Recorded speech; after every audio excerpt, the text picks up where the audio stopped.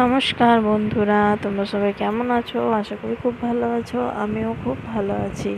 তো আজকে আমার রেসিপি হলো দই পটল। তো দই পটল চলো বানিয়ে ফেলি। আর বানাবার আগে তোমাদেরকে বলি, এটা তোমরা ভাতের সঙ্গে, রুটির সঙ্গে, লুচির সঙ্গে যে কোনো সঙ্গেই তোমরা খেতে পারো।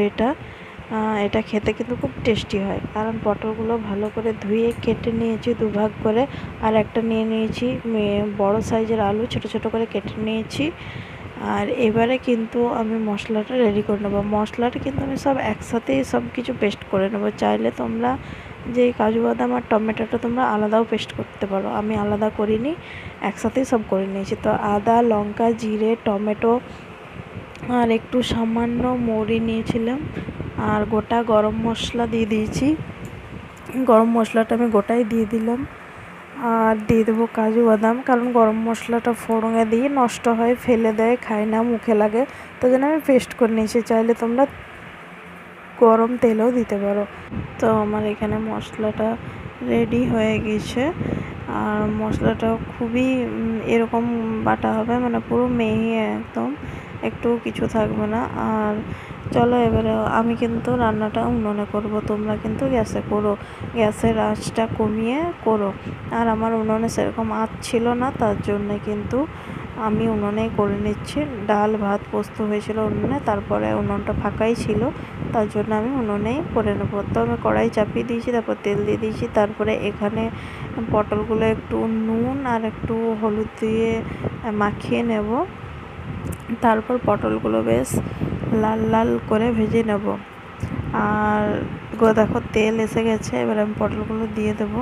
পুরো লাল লাল করে ভাজবে পটলগুলো, তাহলে খেতে ভালো লাগে।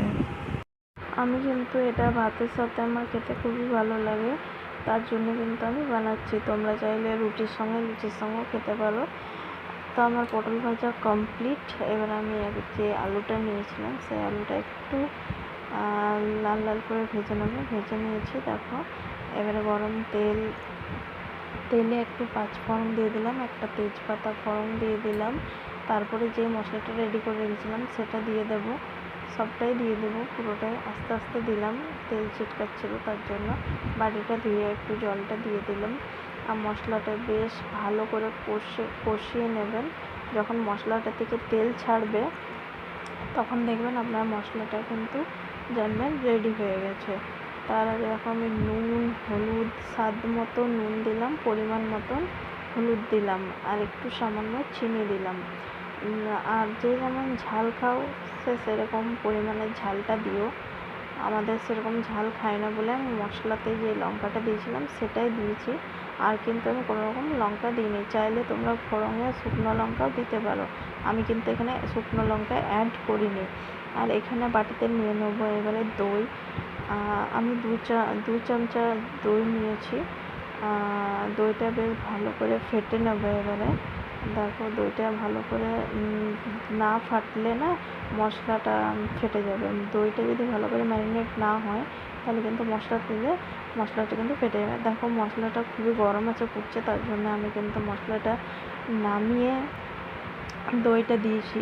মশলাটা না নামালে ওইরকম ফুটন্ত অবস্থায় দিলে মশলাটা পুরো ফেটে যাবে।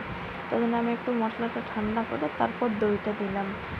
দইটা দেওয়ার পরে আর একটুকু বেশ ভালো করে উনুনে ফুটিয়ে নেব আছে। আর যতক্ষণ না তেল ছাড়ে ততক্ষণ কিন্তু এটা ফুটিয়ে নেব। এটা ফুটুক। তারপরে তোমাদেরকে একটা কথা বলি, যারা যারা আমার চ্যানেলে নতুন তারা অবশ্যই চ্যানেলটা সাবস্ক্রাইব করে দিও। আর এইভাবে আমার পাশে থেকো। আমি অনেক ভালোবাসা পেয়েছি এই কদিনের মধ্যে তোমাদের কাছ থেকে, তোমাদেরকে অসংখ্য ধন্যবাদ। আর চলো এবারে এটার থেকে তেল ছেড়ে গেছে, দেখো খুব সুন্দর তেল ছেড়ে গেছে। এবারে কিন্তু যেই পটলটা আর আলুটা আমি যেটা ভেজে রেখেছিলাম সেটা এর মধ্যে দিয়ে বেশ ভালো করে নাড়াচাড়া করব, মানে আরেকবার গ্রেভিটাতে পটলটা আর আলুটা দিয়ে বেশ ভালো করে কষিয়ে কষিয়ে রান্নাটা করবেন, তবে ভালো লাগে খেতে। আর এটা দিয়ে আমার মেয়েও নিরামিষ খাবার খেতে পারে না, কিন্তু এই সবজিটা দিয়ে আমার মেয়ে ভাত খেতে কিন্তু ভীষণই ভালোবাসে। তাই সব বাচ্চাগুলো ভাত টাত খেতে চায় না, এই সব একটু ভালো করে রান্না করে দেবেন এইভাবে দই পটল, দেখবেন ঠিক খেয়ে নেবে। আমার মেয়েও কিন্তু খেত না, এখন খায়। দেখো আমি ভালো করে মশলাটাতে দই পটলটা কষিয়ে নিয়েছি। এবারে একটু পরিমাণ মতন 2 কাপ মতন আমি জল দিয়ে ফুটিয়ে নেব। জল 2 কাপই জল দেবো, যে দেখো আমার পরিমাণটা কম, তার জন্য আমি 2 কাপ জল দিয়েছি, মশলার পরিমাণও কম দিয়েছি। আর তোমরা যে যেমন ঝাল খাও, নুন খাও, মিষ্টি খাও, সেইভাবে দিতে পারো। আর এটা কিন্তু খেতে কিন্তু খুবই সুস্বাদু হয়।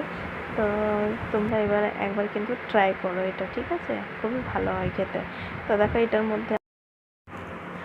মধ্যে আমি জল দিয়ে দিলাম, আর এটা তুমি গ্যাসে হাই লেভেল স্পিডে ফুটিয়ে নেবে। এরকম ফুটিয়ে নিয়েছি, আর নামাবার সময় 1 চামচা ঘি দিয়ে নামিয়ে নিলাম, যাতে ঘিটা দিলে আরেকটা টেস্টের ফ্লেভার আসে।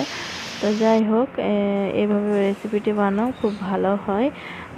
চলো এখনকার মতন টাটা, নেক্সট কোনো রেসিপির সঙ্গে দেখা হচ্ছে।